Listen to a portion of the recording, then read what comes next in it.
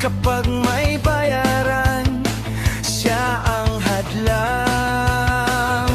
Hindi siya tiklop sa pananakot ng iilan, hindi siya alila ng sino mang mayaman. Kung ang kapangyarihan nila ay inaabuso, hinahawi niya yan mano-mano. Kapag ang taong bayan ang nasasakal, siya ang unang sumusugot, tumatagal. Hindi pera ang sukatan ng halaga, kundi kung sino ang lumalaban para sa masa. Totoga kasing like. Share. kakampi ng naaapi, kalaban ng sakim na mandarambong. Totoga kasing tirador, totoga kasing tirador. Hindi kayang bilhin ang puso niyang matibay.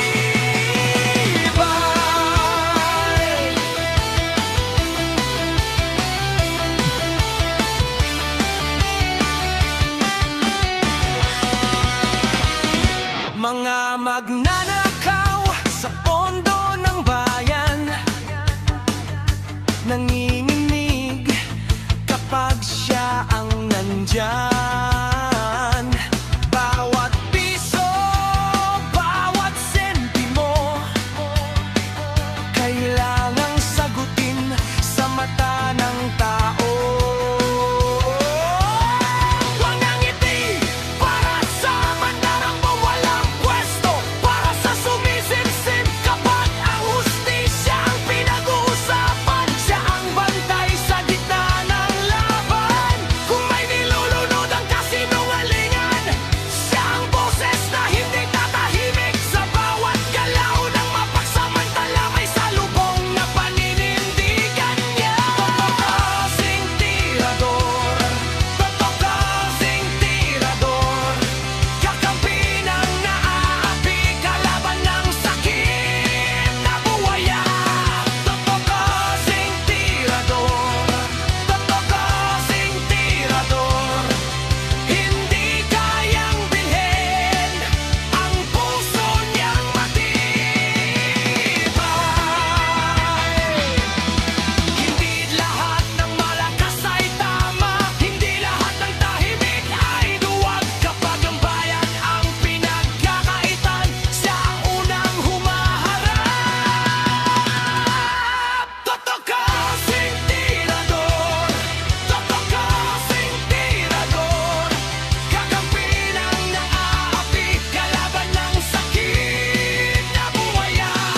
Totokasing tirador, totokasing tirador, sa taong bayan nakatayo hanggang dulo ang paninindigan.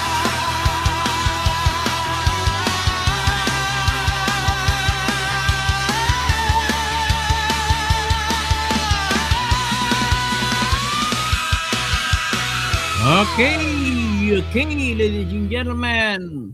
Dito na tayo sa todo. Ang problema nila ngayon, ng mga kumakaso kay Sara, ay sila na ngayon ang nagulat. Ang lungkot nila. So yan po yung pinaka-problema nila.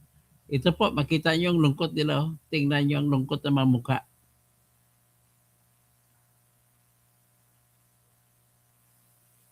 Ito, lungkot. Ang lungkot nila. Ito. Tingnan nyo maigi. Ang lungkot-lungkot ng... Oh. Ayan, puro mga congressmen, no, na mga abogado. Si Ridon, si Cookie, si Dilema, sino pa isa to? Abogado nila, abogado rin. Kasama abogado, si Luistro, parang umiyak-iyak ko. Tapos si Chua, anak ng Tats. Paano ngayon yan? Paano kayo asinson yan? Puro lang kayo kwento. Wala nang kwenta. Joselito, sumaliling. Maayong gabi, Atty. Toto Cosing. Kakawa si Atty. Ligutan, nag-realize at fake news. Daog na ta. Mga supporters ni Duterte, God bless us all. Tama, Bienvenido Riquetillo. Maayong gabi. Okay. Kinina to, nakita naman ninyo, grabe, kasubo, masubo, matuod, ang dili agayan. Parang naalala ko yung Iloilo Provincial Jail eh. Iloilo Provincial Jail ang akong ginpuyan. Yan. Ganon sila ngayon, kalungkot. Pero nagyayabang sila. Na meron daw sila, may 3 testigo. Pero 3 testigo lang bukas. Ang problema, ang isang testigo nila na stroke. Nasa ICU. Yun po si Edward Paharda. So, ngayon, paano na masasabi nila ngayon kung wala na yun? So, ito naman, makita na, itong na-stroke, papakita kong pangakuan, itsura nung na-stroke.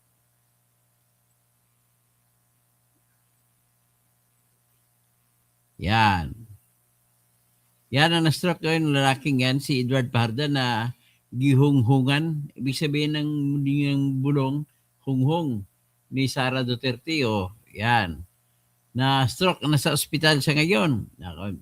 Pagdasal natin na makalampas siya, pero problema, na-stroke. Malamang natakot din siguro kung magtitestigo. So, ngayon, kanina po, sa Maraisigit, walang nakuha, paikot-ikot na lahat ang tanong ni Ligutan. Puro lang siguro hindi mabababa sa 50 beses siya nagpaikot-ikot na tanong. Okay. So, siya naman, ang mga senador naman, lahat nagreklamo. Wala sila nakuha sa testigo kay Gina Acosta. Pati si Lacson, suko si Lacson. Si Lito Lapid, wala rin nakuha. First time nagtanong si Lito Lapid, hindi pa sa sinagot na maayos. Lahat sila, si Joel Villanueva, na malita boy, nagtatanong din. Si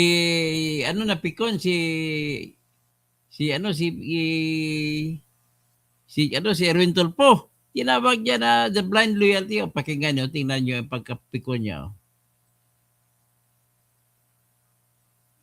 Alam mo, ladies and gentlemen, ang nangyari po kanina ay, kumbaga, ang sitwasyon po, kung ano ang nakuha ni Ligutan nung una kay Gina Acosta, ganon din ang nakuha niya. Nagdadagan lang ng kunting pangalan.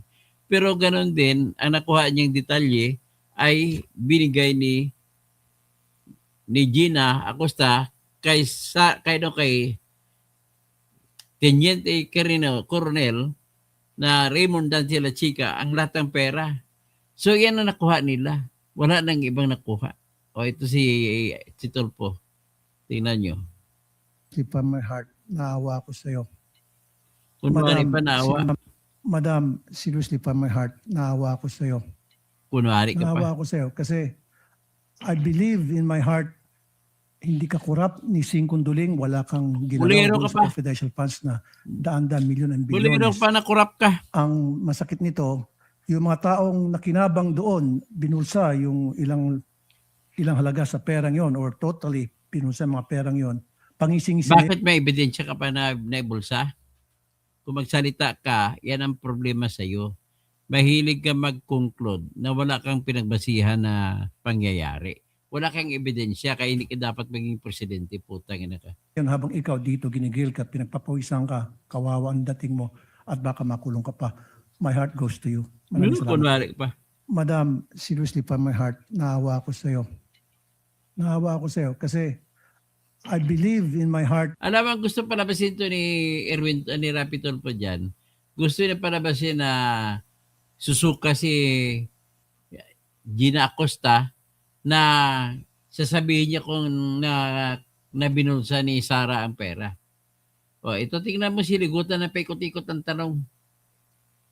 Anong klaseng abogado ka? Kung ako pa yan sa iyo, may assignment, kumita na ako dyan. Mabilis ko lang patapusin. Ito yung siligutan. Wala namang requirement na may alam sa confidential activities, walang training. Pero hindi po ba, ma'am, na requirement sa SDO yung pagkakaroon ng common sense? Yan ang common sense. Anong common sense mo?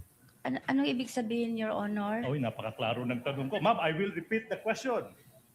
Sinabi nyo, wala namang Ikaw lang requirement. nagsabi na klaro, May hindi alam naman sa confidential Kaya ko hindi activities, umintindihan. walang special training sa confidential activities. Pero hindi po ba, bilang SDO, at least naman lang ma'am, Ariel Trujillo. required na Wait, yung di ka. SDO na pinipili Media ng Piquero. isang vice president, may common sense. May utak po ako, Your Honor. Yes, Oh, ma'am. May utak siya. Now, kanina, Huwag ka manliit sinabi na din tao, nanliit ng ka na Defense tao. Council na yung certification that you identified apat, may format naman. May format naman yung joint circular, hindi po ba? Opo, Your Honor. And then, sinabi ng defense, hindi kayo allow to modify yung content ng format na iyan. Hindi po ba? Objection, Your Honor. I remember you saying that. What's the objection, Counsel? Your Honor, the question is misleading because the question is pertaining to the certification, the template of the certification, Your Honor. Exactly. If I may respond through the presiding officer. I exactly. remember that too. You mentioned it pertaining to the certification that it cannot be modified in any way. And you referred to Annex B, if I remember correctly. Yes, Your Honor. Witness may answer. Nawala ko da. So sinabi kanina na since may format yung certification, hindi po pwedeng i-modify ng Office of the Vice President yung format na yan. Hindi po ba? Opo. Opo. Pero ma'am, hindi po ba required, at least naman lang ma'am, common sense naman lang, na kung sa tingin mo, hindi tama yung nakasulat sa certification, hindi mo pipirmahan. Oh. Common sense po ba yan, di ba? Oh, anong common sense? Your Honor, we object to the question because the Incompetent to answer. prosecution is already badgering the No, witness, I'm Your not Honor. badgering. It's a demeaning Overruled, question, Counsel. Your Honor. That's not Overruled, badgering. Counsel. Witness may answer. Ma'am Gina, dahil hindi nyo pwedeng baguhin, hindi naman nangangahulugan na pag hindi totoo yung nakalagay doon, hindi nyo pipirmahan. Pinirmahan nyo yan dahil sa paniniwala nyo, totoo yung nakalagay doon. Sa certification po Yes, totoo, Your Honor. Kay meron naman po akong mga documents nga galing kay Colonel La Chica na security officer after po na-implement niya ang Oh, yan, confidential kita mo, Torne. operations, Your Honor. Sumagot Kaya nagpirma diretso. ko, Your Honor, mo to akong isa sa gibasihan o basis, Your Honor. Your Honor, since it has been raised again, I will ask this question again. Pero paano mo nalaman na na-implement yung ng tama through the document? Sinabi mo na eh. Wala kang personal na alam eh. As in answer, Paano, Your Klaro Honor, mo. Your Honor, it was raised again. That's why I have to repeat that. Witness may answer. continuing objection on these lines of questioning, The Your Honor. continuing objection of counsel with respect to this line of questioning is duly noted. Witness may answer. Yes, ma'am. Pakisagot po. Ay. Gipirmahan ko, I sign the certification, Your Honor, na tama po yun. Kasi meron akong gibasihan, meron akong basis na galing po sa security officer na si Colonel La Chica, na binigay niya sa akin, Your Honor, after po matapos ang pag-implement ng confidential activities, Your Honor. Okay. Let me proceed, Your Honor. Proceed, counsel. Now, iba pa nga yung pagpipirma eh, ma'am. Common sense will tell Mr. Common us sense, ha? we will not raise our hand under oath before a notary public kung hindi totoo yung nakasulat sa certification na pinirmahan mo. Agree po ba? Totoo po yun, Totoo Your po. Honor. Okay, now, hindi po ba, ma'am, na yung certification nyo, example, January 10, 2024, hindi nga lang permado ng isang Gina F. Acosta, ito rin ay notarized ng isang notary public.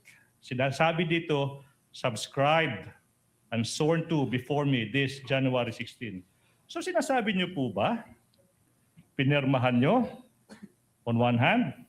On the other hand, humarap kayo sa isang notary public, pinirmahan niyo yung certification na yan, kasi yun naman yung format na binibigyan ng joint circular. Is that what you're telling the public, ma'am? Argumentative No, no. and misleading, Your Honor. There's basis to that question, Your Honor. Sustain, counsel. It's misleading. Okay, now I will move on, Your Honor. Sustained. Sinasabi Bigutan. mo na ikaw ay isang accountable officer, hindi po ba? Opo, Your Honor. Now, within the four corners of the joint circular, si Colonel Lachica ba, as a security officer, isang accountable officer? Argumentative, Your Honor, and asked Witness and will answer. answered. Witness will answer. It's a valid point. Dili siya accountable, Your Honor, pero siya ang gihatagan o gihatagan siya ni Vice President Sara Duterte as security officer, Your Honor, na siya ang mag-implement sa mga confidential activities sa grounds, Your Honor. Pero ako paghihapon ang accountable officer, Your Honor. All right. On this point, counsel, ma'am, may dokumento po ba kayo na nagpapakita na in-appoint ni Vice President Duterte si Colonel Lachica bilang security officer at na siya ang mag-i-implement ng confidential fund? O Meron- verbal lang po yun? Meron pong black and white papel po, Your Honor. May na- office order po? Yes, office, Your Honor. Tama po, Your Honor. May Sorry po. kopya po ba kayo nun? Wala akong kopya, Honor, pero sa office meron. Okay. Okay, Counsel, let me your proceed. So, between you and Colonel Lachica, ma'am, ikaw yung bonded. Ikaw yung may fidelity bond. Si Colonel Lachica, wala. Di po ba? Opo, Your And Honor. then sa mga dokumentong sinubitin nyo sa COA, ikaw yung nakikitang nag-disburse ng confidential funds. Hindi po ba? I-disburse ko po sa security officer na si Colonel Lachica, Your Honor. Let me guess. Kasi siya yung appointed as security officer ng opisina nyo. Hindi po ba? Siya po ang i-appoint, Your Si ma'am, I Honor. memorize your answer na. Now, Move to strike, Your Honor, impertinent. that's a manifestation, Your Honor. The council can make a counter manifestation. leave it. Let it be on the record. Now, Colonel Lachica is not bonded. Asked and answered, Your Honor. Okay. Hindi po ba, or better yet, alam niyo po ba, Miss Gina Acosta, na ikaw yung maaring makulong Oo. kapag napatunayan sa isang Kung criminal napatunayan. court, yung crime, for example, ng plunder. Alam niyo yung gravity ng isang kaso for plunder? Asked and answered, Your Honor, not and yet. Not the yet. prosecution is badgering the There witness, was no Your Honor. Your Honor, I am testing the credibility of this witness. Overruled, Correct. counsel. Overruled, counsel. If Oh. the witness knows, she's not a lawyer and her background is customs administration. If she knows, alam niyo po ba yung sagot sa tanong ng abogado, Ms. Gina? Di ko alam ang Okay, hindi mo ibig alam. sabihin yun, Your Honor. Hindi nyo alam, ma'am, na between you and Colonel Lachica, kasi Colonel Lachica ay wala namang track, walang trace sa mga dokumento. So, ibig sabihin, okay, tama na yan. At least nakita na natin yung kahinaan ng bit-bit ng prosecution. Nakita natin, malungkot sila lahat. Tapos, ito naman, may report naman na si Edward Pajarda na testigo nila ay hindi na makadalo dahil po ito po na report na nagka-stroke. So paano pa ngayon kung wala sila isang testigo pa? Kasi they were hoping that through Gina Acosta makukuha ng informasyon na magsasabi na inuwi na binulsa ni Sara ang pera. O ito si Edward, also referred to as Edwin in some early reports, Pajarda, a former Department of Education Special Disbursing Officer, reportedly suffered a stroke and was temporarily in the ICU. Actually, inanunsyo to kanina ni Kwan. Sumulat po ang doktor ni Mr. Pajarda kay kay Chis Escudero. At humingi na hindi siya muna titistigo kasi nasa ICU siya. Alam mo na pag ICU, intensive care unit, medyo delikado ang sakit, ibig sabihin. So, yun pang iba. Ano pang ibang makikita natin dito na ito,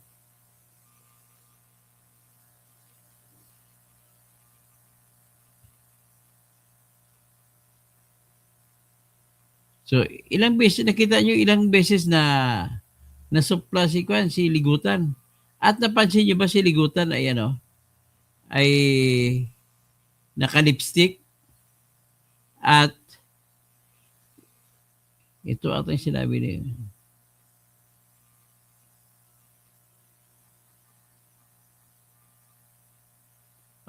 Pakinggan muna natin isang episode nito po kay Gina Acosta.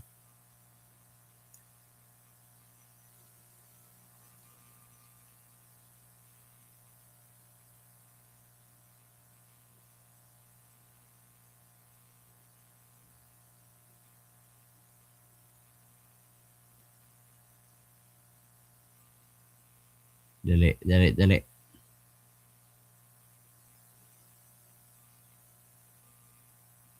Ito nga.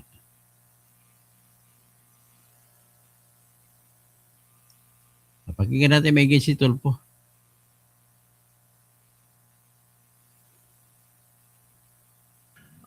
Kasi how would you consider yourself? Smart, average, or stupid? Yung tanong na yun nakaka-insulto. Yung mga tanong na yan. Average lang po ako Average. pagkatao, Your Honor. Correct. Just like millions and millions and millions of Filipinos. Good. Normal. Kasi sa isang normal na tao, kapag siya ay binigyan bilang isang SDO tulad sa inyo ng listahang pangalan ng mga informants na bilat, pagong at pusa, papalag ka. Ano ba to? Bakit papalag? Wala siya karapatan pumalag. Nasa batas yan eh. Tagatanggap lang siya. Hindi niya gagalawin kung anong sinabi ni La Chica, sundin niya yun. Colonel, mukhang hindi ata tama to. Bastusan na to. Di po ba? Para sa normal na tao. Am I right? Nag-rely po ako sa sinabmit po sa akin ng security officer, Your Honor. Kaya nga po, bilang isang normal na tao, ulitin ko, pag nakakita kayo ng ganung pangalan, bilat, pagong, pusa, etc. Belat. Okay, belat, same. Magugulat ka, di ba? Magugulat Hindi, sa po. Bisaya, yung pronunciation yan eh.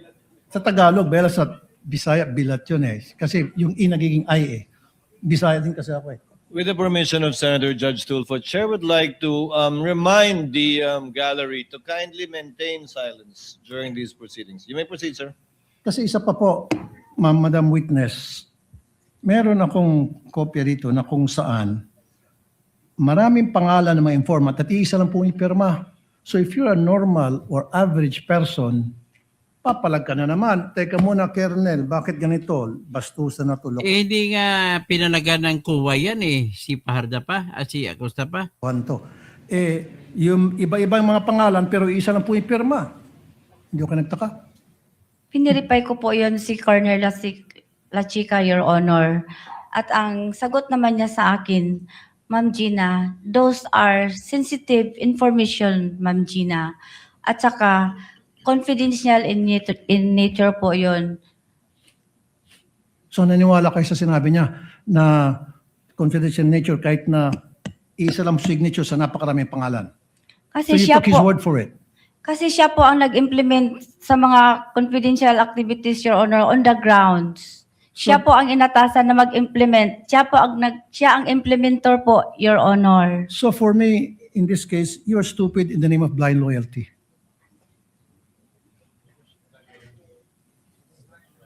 Hindi ano ngayon. Yun. Naging stupido kayo sa ngalan ng isang tinatawag na blind loyalty. Wow. Nakapikit kung ano yung sinasabi sa iyo ng nakakataas, sinusunod mo na lang. Stupido ka pa rin, pero in the name of blind loyalty. Would you agree? Hindi ko maintindihan. Ay, tulpot ka. Nakakahiya ka. Yan lang ang alam mo. Pa-abogado ka kunwari, akala mo mas magaling ka pa sa abogado. Stupido. Kala nyo magaling kayo. Yan. Pakinggan naman natin itong reaction na, bakit attorney, nakita ko mga mukha ng prosecution, mga malulungkot sila lahat. Ano kayong dahilan bakit malungkot sila? Ibig sabihin po, yung expectation na hindi nangyari. Ibig sabihin, talo sila kanina. Yan, pakinggan natin si Chua. Si Chihuahua. Testimonya ng ating testigo, si SDO Gina Acosta. At sa kanyang pagtatapos, maliwanag yung kanyang sinabi. Ang lahat ng kautusan ay galing sa Vice Presidente. Paulit-ulit kahapon pa ng Biyernes pa yung maliwanag Iba-iba Merkulis. ang naging security officer. Mulnong Davao, iba rin ang security officer Siyempre iba yung Davao yun. Hindi pa naman sa Vice Presidente nun. dito sa OBP, pero iisa lamang ang nagbigay ng kautusan at yun ay ang Vice President. Oh. Siya ay mayor at ngayon siya Siyempre ay siyang head of office. Bubo mo talaga, Chua. Vice President. So, iisa ang nagbigay ng utos, iba-iba ang security officer na tumangan o kumuha ng pera, iisa ang sistema. Pangalawa, kung mapapansin ninyo, yung sagot ni Miss Gina Acosta ay plakado o tinatawag po natin dekahon. Kahit na anong tanong sa kanya, iisa lamang ang kanyang sagot. Si Colonel Hindi bababa sa 20 na beses tinanong. Sa ating mga abogado, attorney, ang ibig sabihin, matatag, hindi nagbabago, yan ang totoo.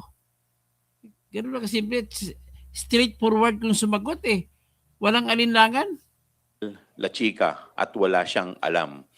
So, sa buong Pilipinas, ngayon lang tayo nakasaksi ng isang SDO na walang alam kung paano dinisburse ang confidential fund. Magtanong ka kung ibang SDO dyan kung alam nila pag-disburse.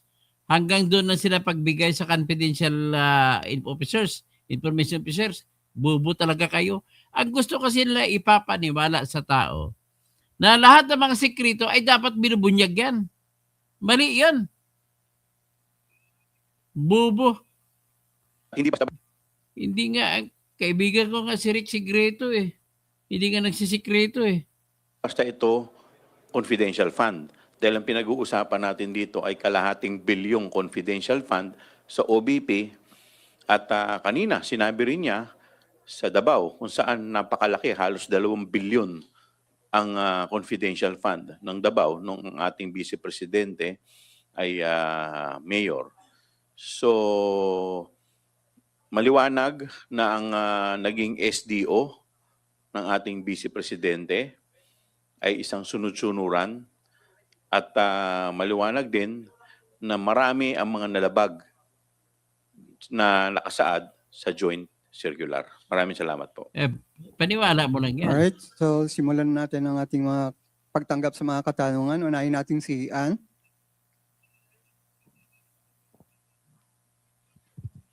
Sir, good Pinapakinggan ko yung kanilang Kong question. Joel, Attorney Tolosa.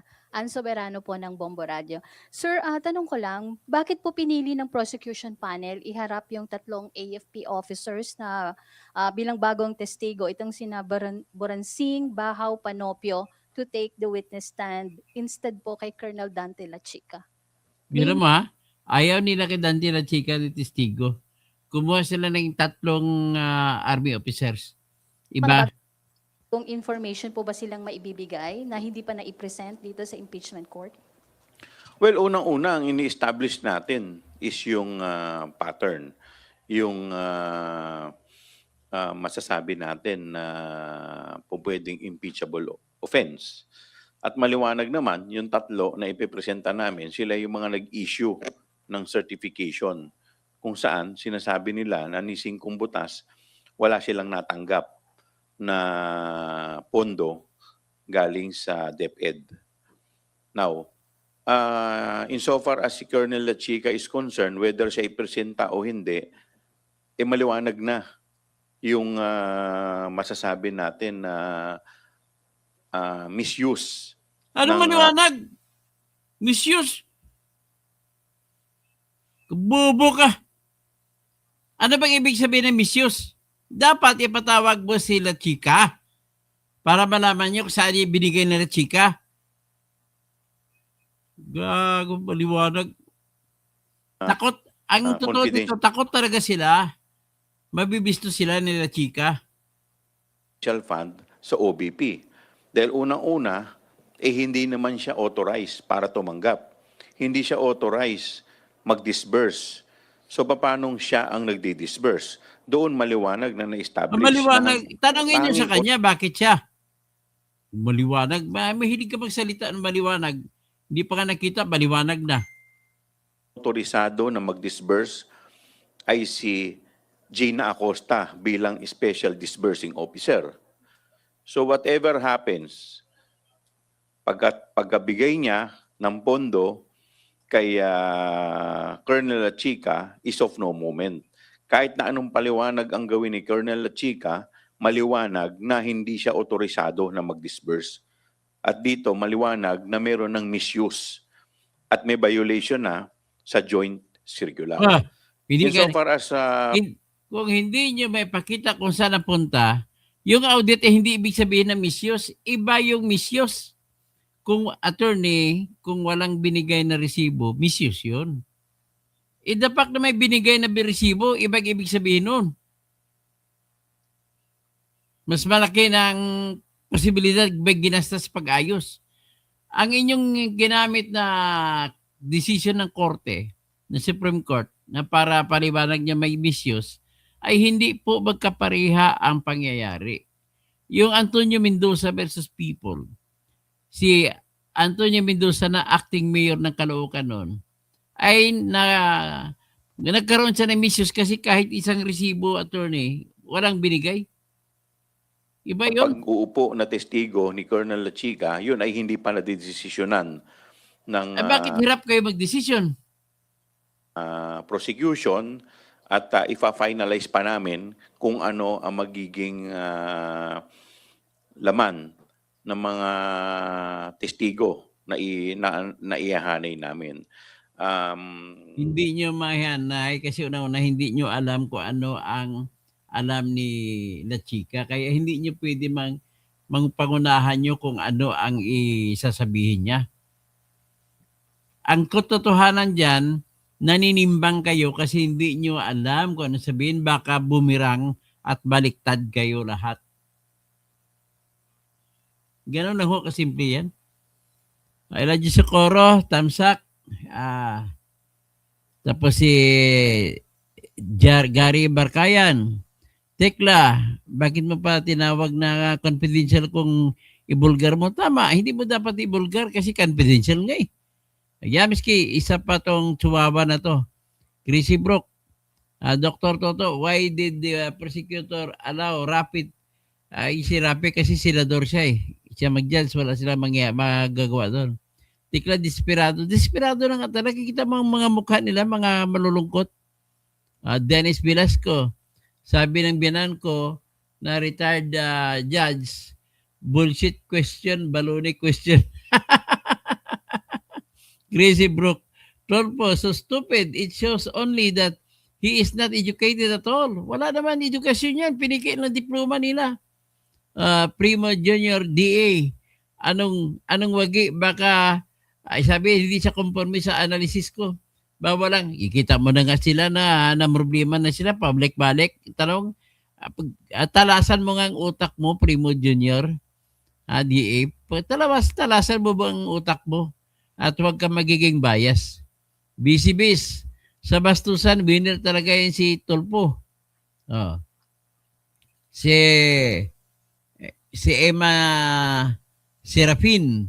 So, walang ebidensya ang prosecution. Kasi una-una, bakit ayaw nila ilabas si Kwan? Bakit ayaw nila ipatawag si Colonel Raymond Dantila Checa. Kung hawak nyo ang beat. Si Engineer Ian Ortega de la Cruz, wala kasi sila makuhang link o may patunay na gusto na magpalabasin. Ang totoo dyan, nag-crumble na sila. Hindi nila akalain na ganun para masalubong nila. Akala nila hawak lang mga ebidensya. At naalala mo ba yung attorney na nagyebang pa sila? May mga dala-dala pa sila, bumibili pa sila ng piatos. Oh. Magkita-kita, kain-kain ng merinda ng piatos. Yung ganun pang-insulto nila. Convicted kidnapper, walang delikadesa, patistuguhin pa nila. O baka ko, si Ramin Madriaga, patawag nyo. Tikla, until now, wala tayong nakikita kahit anong ebidensya. O wala ka, hanggang na, ngayon, wala ko nakita ebidensya rin. Tapos si BCBs, impact ang kidnapper, Francine P. BCBs, good evening, Dr. Toto, Benvenido Requitilio, Boss Toto, ano ang badgering? Badgering, inaano mo yung testigo. Kung minsan may style kasi ng mga abogado ng iba dyan para yung testigo mapasuko mo at inano mo yung iba na pananakot ito parang pananakot din yun. Emma Siran, wag na nating iboto sa Tolpos 2028. Ari Trujillo, tikal o silang tikal, hindi ako. Bergie Piquero ulit. Tekla Bernard Magtibay sa San Joaquin, Iloilo. Arley, mapupuno sa kanila ang detention cell na pinagawa ni BBM. Bernard Magtibay, pinagtulungan po ng mga majority senator si testigo. Isa lang minority doon ng andun si Aimee lang Si Mayong Gabi, Atty. Toto, kasing kakawa si Atty. Ligutan, nag-rely pa ng fake news. Titingnan natin. May tanong ako sa inyo. Ano sa tingin niyo si Atty. Ligutan? Bakla ba? Hindi. Bakit may lipstick? Naka-lipstick Jerry Gabriel. Tutok kaya natin. Malita. Ilan na malita natatanggap nila? Benvenido Requitilio. Boss Toto, good evening. Always watching your live here in Riyadh, Saudi Arabia. Maraming salamat. Bernard Magtibay. Dario Arellano. Yan nakita nyo na kung ano ang nangyari. Hanggang ngayon, hanggang yabang lang pala sila. Glenn Mark. So, aristocracy. Mga pinagsasabi ni Rapi Tulfo. Tingnan natin muna sandali. Ito si Sino ba ito? Si Eladio Socorro. Wala na tayo dyan. Hindi na natin pakinggan si Kwan. Si Chihuahua. Wala na. Ito hindi kasi hindi na nila inasahan? Dahil nagkaroon ng sinasabi nating medical condition yung susunod namin na testigo, which is supposedly ang naka-line up ay si Edward Farda. So balit kanina nagsabi ang ating presiding officer na sumulat at nagbigay ng medical record ang testigo kung saan siya ay nag-suffer ng stroke. Kaya with that, nag-iba yung linya ng ating witnesses. Ano na? Siguro quickly lang to add, no? As we've always stated, pepresenta lang namin ng witnesses namin yung mga kinakailangan talaga to establish important points, no? Lalong-lalo na kung hostile witness ang pinag-uusapan. You don't present an hostile witness unless it's absolutely necessary to hit your evidentiary targets. So, bakit mas naging madali yung decision kanina? Una nga sabi, biglaan yun, no? Dahil kanina lang namin nalaman na yung supposed witness namin na kung sinong pinaghahandaan na susunod na yupo, si Ginoong Fajarda ay hindi available. No? Anyway, tama na yan. At least, kita natin malulungkot ang mukha nila. So, whatever happens now is, let's wait for tomorrow. Kasi bukas, baka parang presidente nila taga-PSA. So, ano na yan, ang pangyayari na yan? The search is over kung kanta. The search is over. You were with me all the while. So, yan po ang ating yung mga presenta sa ngayon. Sa ngayon, ang judgment call ko po is si Sara ang day 17 ang lumamang. Sila ay bumagsak. Walang silang nagawa, paikot-ikot ng tanong, pabalik-balik, hoping na magbago, but the same question, magbago ang sagot ni Gina Acosta. Ganon po, ibig sabihin po, kung ako nag-practice ako bilang abogado, hindi ganon style ko. I have to plan another thing. Bakit unang-una to begin with, bakit kayo kumaso? Kung kulang-kulang pala ebidensya ninyo, ang testigo niyo hindi sigurado. Okay? Hanggang dyan lang muna po. Magandang gabi po sa lahat. Paki-like, paki-share, paki-comment din para magandang dating. Pagkatapos, paki-subscribe. Yung iba hindi pa nakasubscribe. Kasi nagsisialisan ng mga ibang mga subscribers ko eh. Dami na, parang akala ko si Christian lang ang naka-experience niyan. Ako, nagsialisan din. So anyway, ako lang naman ay humingi sa inyong pabor. Kung hindi pa kayo naka-like, mag-like kayo, mag-subscribe, mag-share, tapos kahit hanggang dyan na lang. At lagi nyo lalahanin na ang Pilipinas ay hindi magwawagi kung hindi tayo kung hindi tayo lalaban. Kung aayaw tayo sa ating laban. At before I close this, I just want to inform you, this is a serious matter. Ang kinabukasan ng bansa natin sa ngayon, wala ako nakikita na meron tayong kinabukasan na darating na maganda. Kung ganun pa rin, magpapatuloy itong sistema, halal tayo sa 2028, halal tayo mga senador, mayor, presidente, iba pang opisyal, gobernador. Tapos ulit-ulit, may magnanakaw na naman ulit, imbestiga na naman ulit. Pataas ng pataas pong utang natin, attorney. Ngayon, tumaas po, attorney, ang budget sa next year, 7.2 trillion. Anong dahilan? Bakit po? Kasi tumaas po sa 2.2 trillion ang babayaran na utang. Dati, panahon ni Duterte, mahigit lang kunti, 1 trillion ang binabayaran kada taon. Ngayon, mahigit 2 trillion.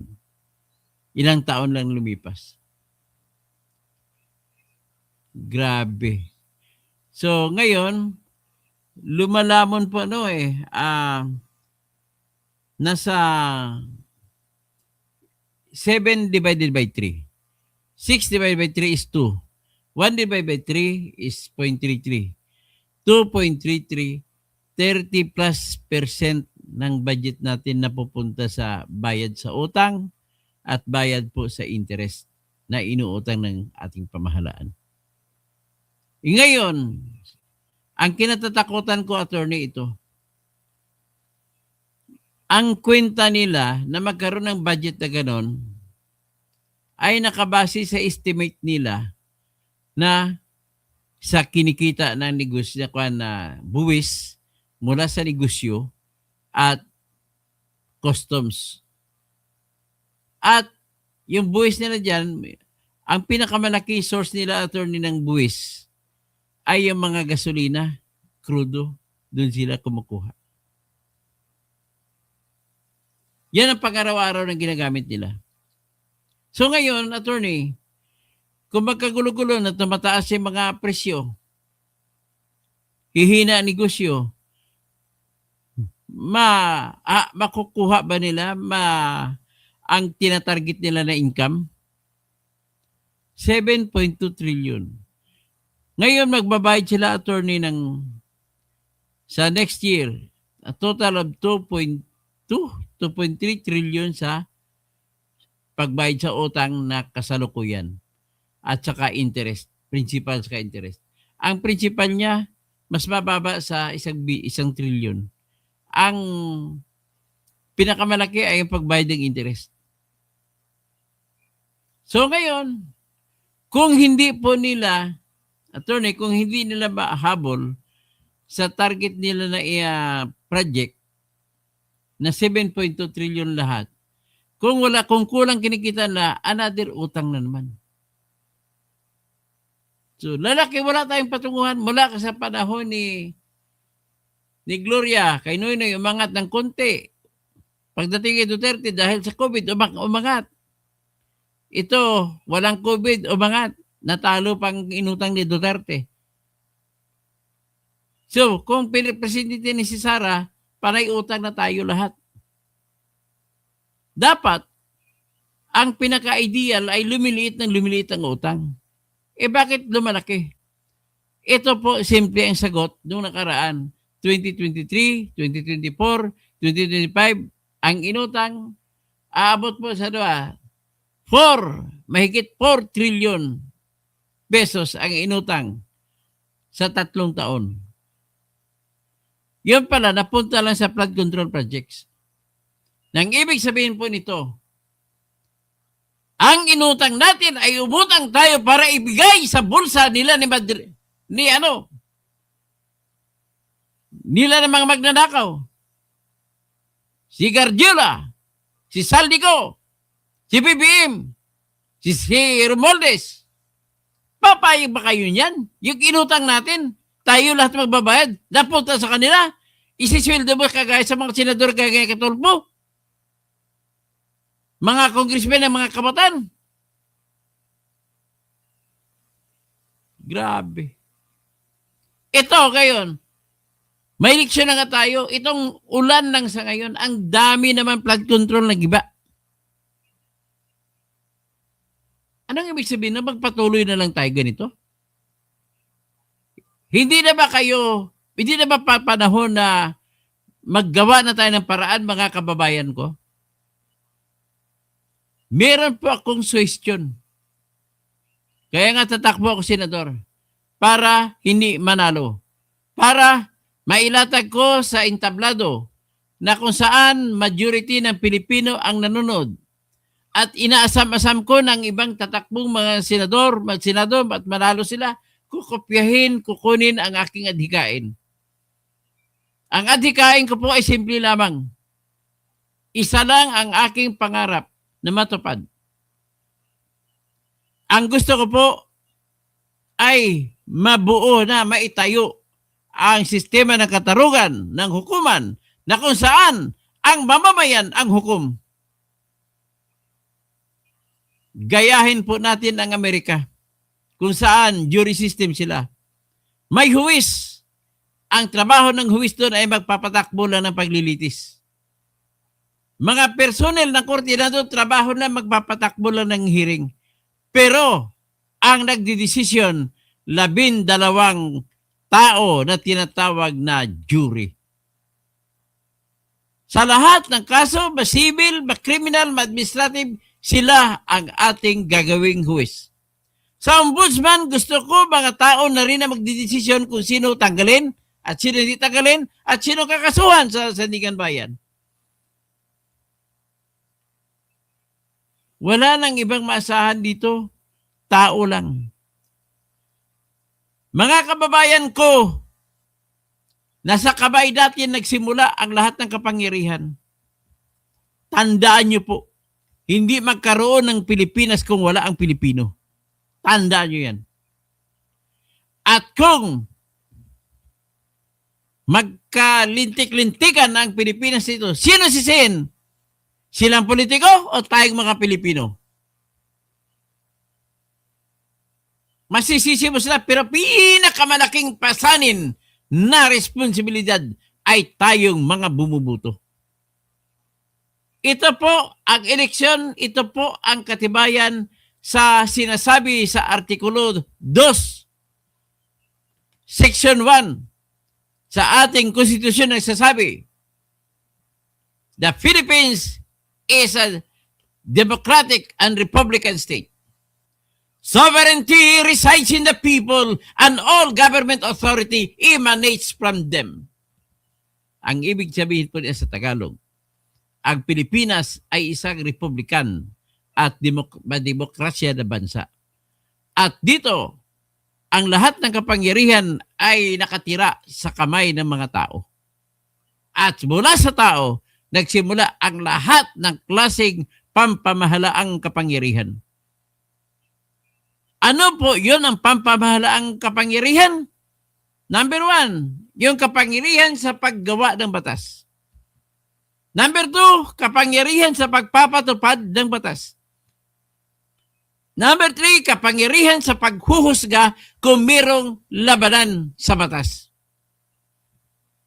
3 lamang po. Yung iba dyan ay palamuti lang. Ombudsman, mga komisyon, palamuti lang po yan. Pero yan, 3, the greatest 3 branches of government.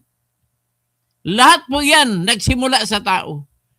Ito po ang katibayan na nagsimula sila sa tao. Paano ginaganap ng tao ang kapangyarihan sa pagpatupad ng batas?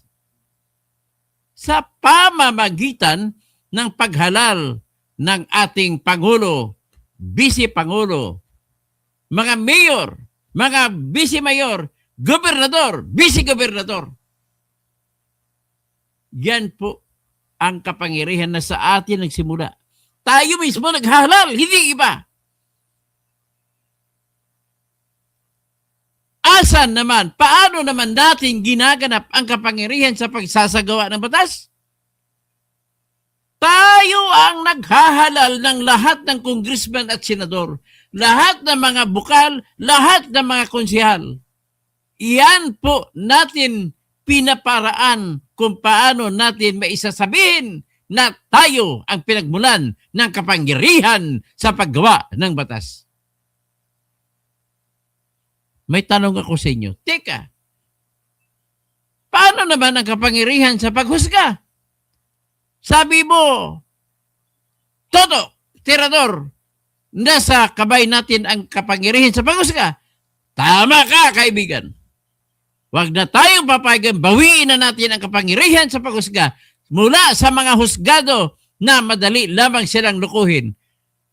Madaling takutin. Kita mo na, tingnan mo sila dyan sa mga judge dyan.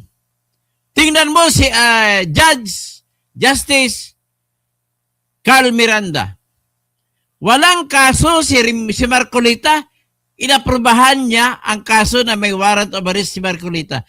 Hindi po kailanman maaaring magiging plunder ang donasyon na pera para sa eleksyon.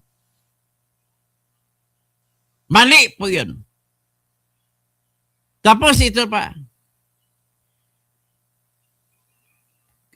Papakita pa niya, kumukontra sa kay Bong Revilla na kaso. Ito naman ang ginagawa sa kaso ni Bong Revilla. Ang dapat na kaso sa kanya ay nakasandal, nakatuon doon sa pera na 375 million na binigay sa kanya mula sa mga kontraktor. Pero bakit malversation ang kinaso na mali? At bakit mali ang kasong malversation? Ang malversation po, ang elemento na numero 1 ay dapat ang perang binulsa ay galing sa pera ng pamahalaan. Ngayon, ang pera na binigay kay Bong Revilla ay pera galing sa mga kontraktor. Hindi yan pamahalaan ng kontraktor. Kaya mali ang kasong sinampa ni Remulla. Para hindi na maulit ito, kailangan tayo na mismo mga tao magdidesisyon kung ano mga kasong isasampa at tayo na rin mismo magdesisyon kung sino ang dapat ibitayin o hindi.